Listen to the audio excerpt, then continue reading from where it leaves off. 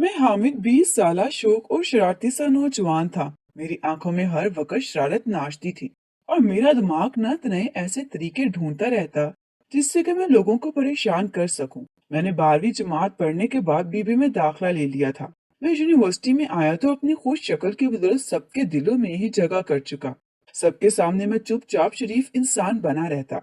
लेकिन जब मुझे मौका मिलता मैं ऐसी शरारत कर जाता कि स्टूडेंट परेशान हो जाते। कभी मैं कॉलेज में चलते चलते किसी लड़की के बालों पर च्युइंगम लगा देता, कभी कॉलेज के वॉशरूम में लेडीज और जेंट्स की तख्तियां बदल देता और खुद वहीं करीब किताब मुंह के सामने रखकर अपनी की गई शरारत का तमाशा देखता और हंसता रहता। कभी कोई न्यू स्टूडेंट किसी डिपार्टमेंट का पूछ लेते तो गलत बता देता। अच्छी बात ये थी कि मैं आज तक ये सब करते हुए कभी पकड़ा नहीं गया था। लेकिन एक बार मेरी इस शरारत ने जो मजाक मेरी जिंदगी के साथ किया, शायद आप भी सुनकर आपके भी रोंगटे खड़े हो जाएंगे। इस वाक़ये ने तो मेरी जिंदगी यकसर बदल के रख दी थी। मैं भूल गया था कि शरारत किसे कहते हैं, मजाक क्या होता है। आज भी जब मुझे वो बात याद आती है तो मेरा तनफ्फुस बुरी तरह से बिगड़ने लगता है। मेरी आंखों से आंसू बहने लगते हैं। मेरा पूरा वजूद काम सा जाता है। मैं कई रातें सुकून से सो नहीं पाता। बड़ा वक्त लगता है मुझे संभलने में। जी, तो मैं आपको बता रहा था कि मैं बहुत शरारती हुआ करता था। मैं अपने वालिदैन का इकलौता बेटा था, इसलिए उनका बहुत लाडला भी था। इससे मेरी शरारतों पर मेरे वालिदैन मुझे ज्यादा नहीं डांटते थे। गर्मियों दोपहर में अक्सर हमारे मोहल्ले की गलियों में सन्नाटा छाए रहता था।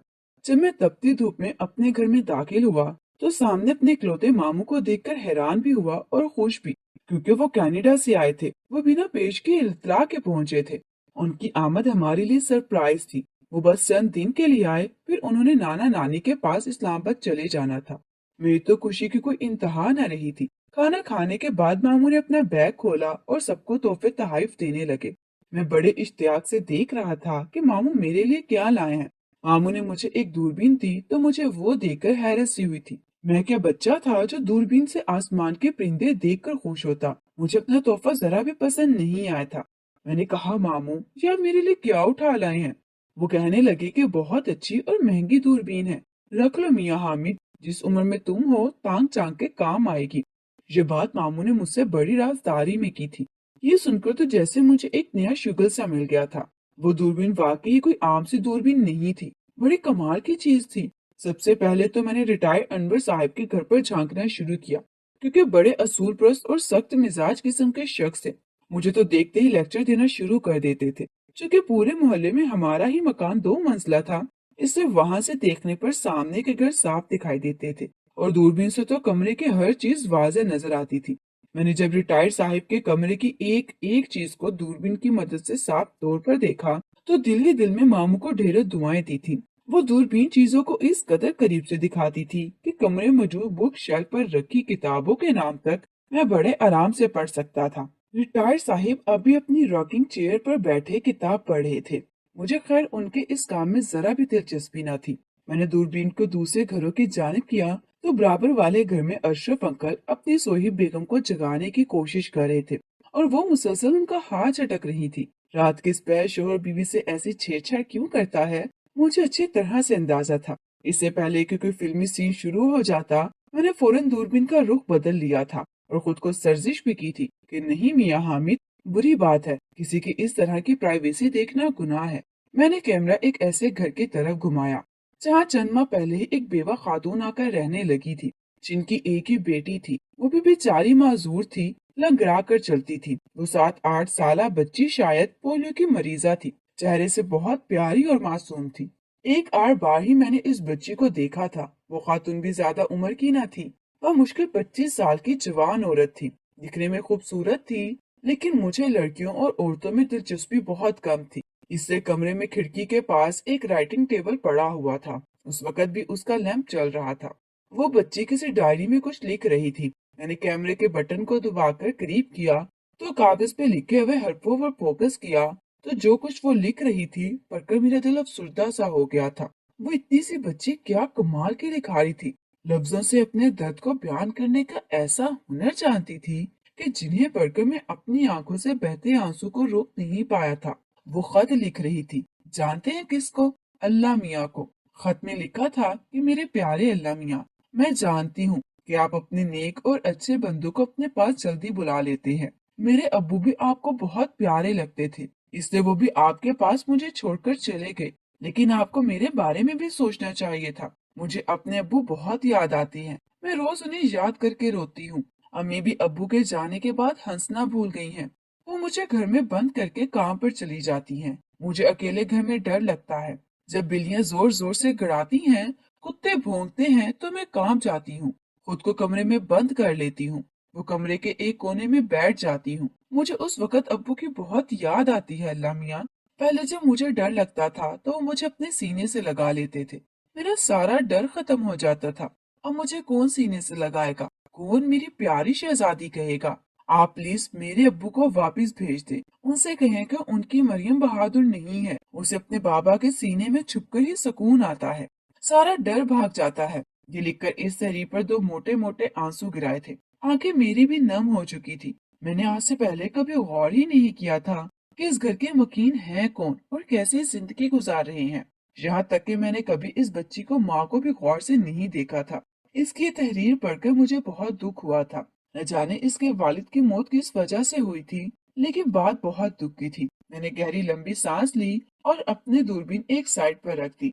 मेरा दिल अब उदास हुआ हो गया था। मैं अपने बेड पर आकर लेट गया और इस बच्ची के बारे में सोचने लगा। फिर मैंने सोचा कल यूनिवर्सिटी से आते हुए बहुत सी चॉकलेट्स और टॉफियां लाकर इसके घर फेंक दूंगा। चलो वो खुश हो जाएगी। आज तक मैंने सिर्फ लोगों को परेशान ही किया था, लेकिन इस बच्ची की तहरीर पढ़कर मैंने ये सोचा कि क्या हर्ज है कि मेरी जरा सी कोशिश किसी के चेहरे की मुस्कान बन जाए। अगले रोज मैंने ऐसा ही किया और चॉकलेट टॉफियां खरीदी और एक खत भी एक डिब्बे में डाला और इस डिब्बे के बाहर लिख दिया कि मेरी प्यारी बेटी मरियम के लिए। मैंने वो डिब्बा अंदर फेंक दिया। मैं वापस अपने घर आ गया, अपने कपड़े तब्दील किए और फटाफट से दूरबीन लेकर देखने लगा कि क्या वो डिब्बा मरियम को मिला है और इस डिब्बे को देखकर उसके उदास चेहरे पर क्या मुस्कान आई है। मैं इस बच्ची का चेहरा हंसता मुस्कुराता देखना चाहता था, क्योंकि रात को मैंने उसका चेहरा आंसुओं से तर देखा था और बेचैन सा हो गया था। मगर वो शायद अपने कमरे में नहीं थी। मैं काफी देर देखता रहा, लेकिन कमरा खाली था और कमरे के अलावा मुझे कुछ भी नजर नहीं आता था। वो घर हमारे घर से सामने था, लेकिन 3-4 घर छोड़कर था। मैं पीछे हट गया, खिड़की से भी पीछे हटने लगा कि मेरी नजर एक शख्स पर पड़ी। मैं इस पर कभी भी इतनी तवज्जो नहीं देता। अगर वो शख्स कोई राहगीर होता और गली से गुजर जाता, मैंने उसे बकायदा उस बेवा के घर में झांकते हुए देखा था।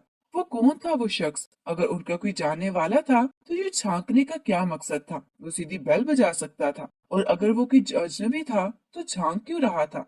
उस शख्स ने पहले मोहतात नजरों से दाएं बाएं देखा था, जैसे ये जायजा ले रहा हो कि कोई उसे देख तो नहीं रहा। मैं वैसे भी पर्दे की आड़ में खड़ा था। जब उसने देखा कि गली सुनसान पड़ी है तो वो दरवाजे की होल से अंदर देखने की कोशिश करने लगा। उसी लम्हे अनवर साहिब घर से बाहर किसी काम से निकले थे। उसे देखकर एक हांग लगाई तो वो शख्स बुरी तरह से घबरा गया। वो वैसे भी फौजी थे। उन्हें आवाज में पूछा कि कौन हो मियाँ, खरो ताका जांगी क्यों कर रहे हो?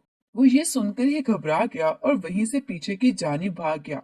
काफी देर अनवर साहिब वहां खड़े उसे देखते रहे, जो दूसरी गली में मुड़ चुका था। न जाने कौन था। बहरहाल जब मैंने रात को दूरबीन से मरियम के कमरे में देखना शुरू किया तो वो मेरा डिब्बा अपनी माँ को दिखा रही थी। पहली बार मैंने उसकी वालदा को इतने करीब से देखा था। बड़ी प्यारी सी खातून थी। देखने में कम उम्र लगती थी। लगता नहीं था कि एक बच्ची की माँ है। उसने वो डिब्बा पकड़ कर देखा, फिर उसे खोला तो अंदर चॉकलेट टॉफियों के अलावा खत भी मौजूद था, जो कि मैंने मरियम के वालिद की तरफ से लिखा था। मरियम ने खत पकड़ा और खोलकर पढ़ने लगी। मैंने उस खत में लिखा था, मैं अल्लाह मियाँ के पास बहुत खुश हूँ, लेकिन मुझे बस तुम्हारे आंसू परेशान करते हैं जो तुम रात की तन्हाई में बहाती हो। जहाँ मैं हूँ वहां से वापसी मुमकिन नहीं, लेकिन मैं चाहता हूँ कि मेरी बेटी एक बहुत बहादुर लड़की बने और किसी से न डरे। ये कुछ चीजें भेज रहा हूँ, उन्हें मजे से खाना और खुश रहना। इस खत ने गोया उस बच्ची के चेहरे को खिलता गुलाब कर दिया था। उसकी वालदा अलबत्ता सोच में पड़ गई थी, फिक्रमंद भी लग रही थी। उसने वो खत पढ़ा तो माथे पर बल से पड़ गए। मरियम ने उनसे वो खत पकड़ा और चूमने लगी, सीने से लगाने लगी। उस चेहरे की बेपनाह खुशी देखकर मेरा दिल बड़ा मुतमईन सा हो गया था। उसकी वालदा बड़ी मुतफक्किर सी थी। आज मरियम ने डायरी में अल्लाह मियाँ का शुक्रिया अदा किया था। ये कहा था कि वो बहुत खूब दिल लगा कर पढ़ेगी और किसी से डरेगी भी नहीं। उसका बदला रवैया देखकर मुझे खुशी हुई थी। अगले रोज मैंने देखा कि वो यूनिफॉर्म पहने बैसाखी के सहारे खड़ी थी। चेहरे पर बेतहाशा खुशी थी। उसकी वालदा भी उसके साथ ही खड़ी थी। मुझे उसे देखकर खुशी हो रही थी। मैं अपनी बाइक पर बैठा रहा था जब उसकी वैन आई और वो अपनी वालदा की मदद से वैन में बैठ गई। और उसके बाद मैं भी अपनी यूनिवर्सिटी की तरफ चला गया और फिर से मैं मरियम के लिए बहुत सी चीजें लाया था और इसी तरह एक खत के साथ एक बॉक्स में डालकर उसके घर के अंदर फेंक दी। मेरे लिए ये काम काफी दिलचस्पी का बायस बन चुका था। उसकी खुशी, उसका मुस्कुराता चेहरा मुझे जैसे कोई एनर्जी फराहम करता था। लेकिन जितनी मरियम खुश थी उतनी उसकी खूबसूरत सी माँ परेशान। एक बार मैंने उसे फोन पर बात करते हुए देखा। फोन खिड़की के पास ही मौजूद था। मैंने दूरबीन मरियम को देखने के लिए उठाई थी, लेकिन उस बार वहां उसकी माँ बैठी फोन पर किसी से बात कर रही थी। पहले तो मैंने सोचा बुरी सी बात है कि एक खातून को यूं दूरबीन से देखूं, क्योंकि मेरी दूरबीन से उसका चेहरा ही मुझे नजर आ रहा था। इससे पहले मैं वो दूरबीन हटाता, उस औरत की आंसू ने जैसे मेरे हाथ को रोका था। उसके चेहरे की उदासी ने मुझे जैसे जकड़ सा लिया था। उसके लबों की हरकत से मैं ये समझ पा रहा था कि वो किसी से अपनी मजबूरी की बात कर रही है। फिर मेरी तवज्जो बस उसी जानिब थी। उसके होंठों की हरकत से मुझे लग रहा था जैसे उसके पास इस महीने का किराया देने के लिए पैसे नहीं है। मैंने दूरबीन साइड पर रख दी और अपने अलमारी का दराज खोला और अपनी पॉकेट मनी में से बचाए हुए पैसे देखने लगा। मेरे पास पैसों की कोई कमी न थी और न मुझे शेयर खर्चों की आदत थी, इसलिए पैसे यूं ही मेरे दराज में रखे रहते थे। अब मैं ये सोच रहा था कि ये पैसे कैसे उन लोगों तक पहुंचा सकता था। मैंने वही तरीका आजमाया और डिब्बे में पैसे रख के घर के अंदर फेंक दिए। साथ में ये भी लिख दिया कि मरियम, ये अम्मी को दे देना, घर का किराया है। ये सोचे समझे बगैर कि इस बात का क्या नतीजा निकल सकता है। इस बार तो रात जब मैंने दूरबीन से देखना शुरू किया तो मरियम रो रही थी। उसकी गाल पर छिपी उंगलियों की छाप देखकर तो मेरा दिल तड़प सा गया था। उसकी वालदा न जाने किस बात पर उसे डांट रही थी। फिर जब मैंने राइटिंग टेबल की तरफ देखा तो मेरा भेजा हुआ डिब्बा मौजूद था और वो खत और पैसे भी। मैंने इस औरत के होंठों की जानिब देखा तो समझ गया कि वो मरियम से पूछ रही थी कि वो घर की बातें किसे बताती है। कौन है जो उसकी डायरी पर की जाने वाली बातों को सुनकर उसे जवाब देता है। वो बार बार यही कह रही थी कि वो अल्लाह मियाँ से ही बात करती है और उसे उसके वालिद ही खत भेजते हैं। वो 7-8 साल बच्ची कैसे ऐसी बातों को जान सकती थी। लेकिन मुझे गुस्सा उस वक्त आया जब उसकी माँ ने एक थप्पड़ और मरियम के मुंह पर मारा। उसकी सिसके मैं कानों से सुन तो नहीं पा रहा था, लेकिन मेरा दिल उसके आंसू गिरते हुए मुझे महसूस हुए थे। तो मुझे उसकी माँ पर गुस्सा आने लगा। मरियम बहुत देर तक रोती रही, सिसकियां भरती रही और उसकी माँ उसे डांटती रही। मेरी वो रात बड़ी बेचैनी से गुजरी थी। सुबह जब मैं यूनिवर्सिटी जाने के लिए निकला तो मरियम की आंखें सूजी देखकर मेरे दिल की बेकरारी चढ़ी थी। न जाने क्यों वो मेरे दिल के इस कदर करीब हो चुकी थी। मैंने पहली बार उसकी माँ को गुस्से से घूर कर देखा था। वो मुझे यूं देखने पर तजब्जब सी हुई थी। मेरे लिए उनके घर का फोन नंबर हासिल करना मुश्किल अमर न था। मुझे मरियम से बात करनी थी। मैंने दूरबीन से देखते हुए उस वक्त फोन किया जब मरियम डायरी लिख रही थी और साथ रो भी रही थी। उसकी वालदा सो चुकी थी। मैंने फोन किया तो मरियम ने फोन उठा लिया। उसके नम लहजे में कहे हेलो को सुनकर मुझे दुख सा हुआ था। वो मुझसे पूछ रही थी मैं कौन हूँ। हेलो कौन? पहले तो मुझे ये समझ नहीं आया कि जवाब क्या दूं। फिर मैंने कहा तुम्हारा बाबा। ये सुनकर तो मरियम के बहते आंसू रुके थे और उसी वक्त मुझे यही ख्वाहिश थी कि मेरी वजह से उसके आंसू रुक जाएं, ताकि मैं भी सुकून से सो सकूं। ये सुनकर उसने एक पल बर्जुस्ता पीछे हटकर देखा, शायद अपनी सोई माँ को देख रही थी। मैंने कहा क्या बात है मरियम, मेरी जान रो क्यों रही हो? मेरी बात पर वो अपने आंसू पोंछने लगी थी। नहीं बाबा, मैं तो नहीं रो रही। मैंने कहा तुम्हारी मम्मा ने कल डांटा था तुम्हें। मेरी बात पर उसने इस बात में सर हिलाया। कहने लगी वो कहती हैं आप जहाँ जा चुके हैं वहां से कोई खत नहीं भेजता, कोई भी चीजें और पैसे नहीं भेजता। मम्मा ने मुझे मारा था। बाबा वो कहती हैं कि मैं न जाने किससे अपने घर की बातें करती हूँ। वो धीरे धीरे बात कर रही थी। मैंने उससे कहा कि वो परेशान ना हो और मेरी कॉल के बारे में भी कुछ ना बताए। फिर तो मरियम से रोज बात करने लगा। उससे उसकी पसंदीदा चीजें पूछकर उसे उसी डिब्बे में भेज देता। एक बार मैंने फिर से उसी शख्स को उनके घर झांकते हुए देखा। पता नहीं वो कौन था और क्यों झांकता था। एक बार मैंने उसी शख्स को मरियम की वालदा से बात करते हुए भी देखा था। पता नहीं कौन था। अब तो मुझे तशवीश सी होने लगी थी। आजकल मैं इस शख्स को रोज ही मरियम के दरवाजे के पास देखने लगा था। एक बार मैं अपने घर से बाहर निकलकर उस शख्स के पास ही आ गया। मैंने उससे पूछा कि वो कौन है और क्यों बार बार उसके आसपास मंडलाता रहता है। बजाय मुझे जवाब देने के वो वहां से भाग गया। मैं सोचने लगा कि आखिर वो क्यों इस घर के अंदर झांकने की कोशिश करता था। ना चाहते हुए भी मेरे लिए इस घर के मकीन अपने से होने लगे थे। मुझे लगता था कि मरियम मेरी जिम्मेदारी है। वो मुझसे अपने दिल की बात करने लगी थी। एक बार मेरे वालिद ने मुझे अपने दोस्त के ऑफिस किसी काम से भेजा। मैं जब अंकल एहसान को अब्बू का पैगाम देकर उनके ऑफिस से बाहर निकला तो सामने मरियम की वालदा को देखकर ठटक कर रह गया। वो वहां जॉब करती थी। बजाय बाहर जाने के मैं अंकल एहसान के ऑफिस दोबारा चला गया और इस औरत के बारे में पूछने लगा। वो कहने लगे कि इस औरत का शौहर इनकी कंपनी में ही काम करता था। एक बार उनकी फैक्ट्री में आग लग गई थी तो बहुत से मुलाजमीन इस आग की लिपट में आकर मर गए थे। इसका शौहर भी उसी हादसे का शिकार हो गया था। इसकी बीवी पढ़ी लिखी थी, इसलिए उन्होंने शौहर की जगह बीवी को काम पर रख लिया। लेकिन वो औरत ना तजुर्बेकार है, इसलिए वो इसे तनख्वाह कम देती है। मैंने कहा कि आपके ऑफिस के एक जिम्मेदार शख्स ने आपके काम की खातिर अपनी जान दे दी और आपने उसकी बीवी की तनख्वाह भी कम कर दी। आपको इस बात का एहसास है कि वो अकेली औरत घर कैसे चला रही है। मैंने कहा कि अगर वो पैसे बढ़ा नहीं सकता तो मुझसे ले ले, लेकिन उसे तनख्वाह अच्छी दे। मेरी बात सुनकर वो कहने लगे कि तुम उसे कैसे जानते हो। मैंने बताया कि मेरे ही मोहल्ले में रहती है, इसलिए मैं जानता हूँ। वो कहने लगे मेरे वालिद से उनके अच्छे ताल्लुकात हैं, इससे वो मेरे कहने पर इस औरत की तनख्वाह बढ़ा रहे हैं। मैं दिल में सोचा, चलो जैसे भी बढ़ा रहे हैं तनख्वाह तो बढ़ रही है। मैं जैसे ही अंकल एहसन के ऑफिस से बाहर निकला, वो औरत वहीं दरवाजे पर खड़ी थी। मुझे गौर से देखने लगी, फिर पीछे हट गई। मैं नजर झुकाकर वहां से चला गया। आज की दोपहर मैंने जो कुछ देखा मेरे गुमान में भी नहीं था। मैं दूरबीन से हस्बे आदत मरियम को देखा, लेकिन इस कमरे में मुझे लगा कि आज उसके अलावा कोई और भी है। फिर मैंने बेड पर मरियम को देखा। उसके हाथ पीछे हाथ करके बंधे हुए थे।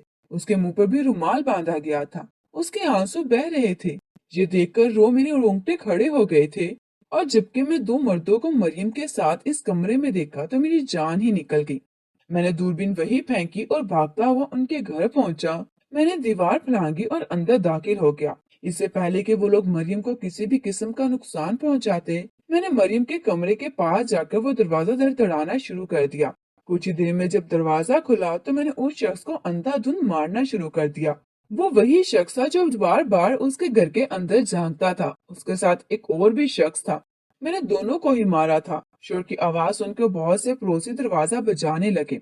मैंने मार मार कर दोनों की हालत बिगाड़ दी थी। इसके बाद मैंने मरियम के हाथ और मुंह खोला और फिर दरवाजा खोल दिया। सारी बात पड़ोसियों को बता दी। वो शख्स मालिक मकान था, लेकिन अच्छे किरदार का ना था। उन्हें पुलिस पकड़ कर ले गई थी। वो औरत भी भागी दौड़ी घर आ गई थी। उससे भी शायद किसी पड़ोसी ने खबर कर दी थी। मरियम बेतहाशा रो रही थी। उसकी माँ ने उसे गले लगाया, खुद भी रोने लगी।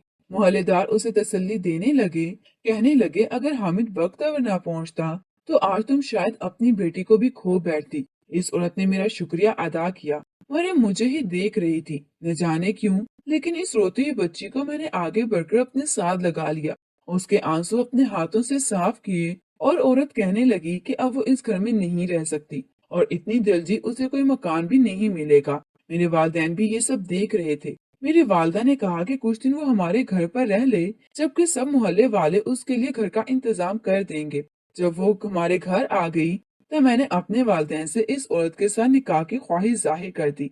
मैंने कहा वो बेसहारा है, कहीं भी रहेगी, उसकी और उसकी बेटी की इज्जत को खतरा ही रहेगा। इससे मैं उन माँ बेटी को तहफ्फुज देना चाहता हूँ। मेरे वालिदैन ने इस बात पर खुशी का इजहार ही किया था। वो औरत भी मान गई, क्योंकि उसे भी एक सहारे की जरूरत थी। मैंने मरियम को बाप बनकर प्यार भी दिया और तहफ्फुज भी। फिर उसे ये भी बताया कि अल्लाह मियाँ ने मुझे तुम्हारे बाबा की जगह इसलिए भेज दिया ताकि मरियम आंसू न बहाए और हमेशा खुश रहे। मरियम की टांग का इलाज भी हो रहा था। डॉक्टर पर उम्मीद थी कि वो चलने लगेगी, लेकिन आज भी जब ये सोचता हूँ कि अगर मैं वक्त पर न पहुँचता तो मेरी मरियम के साथ, ये सोचकर मुझे बेचैन कर देती है। न जाने लोग बेवा को अपनाने और सहारा देने की बजाय उसे मुफ्त का माल समझकर बर्बाद ही क्यों करना चाहते हैं। बेसहारा औरत को देखकर हमेशा हवस का निशाना ही क्यों बनाना चाहते हैं, चाहे वो बेवा औरत हो या फिर माजूर बच्ची।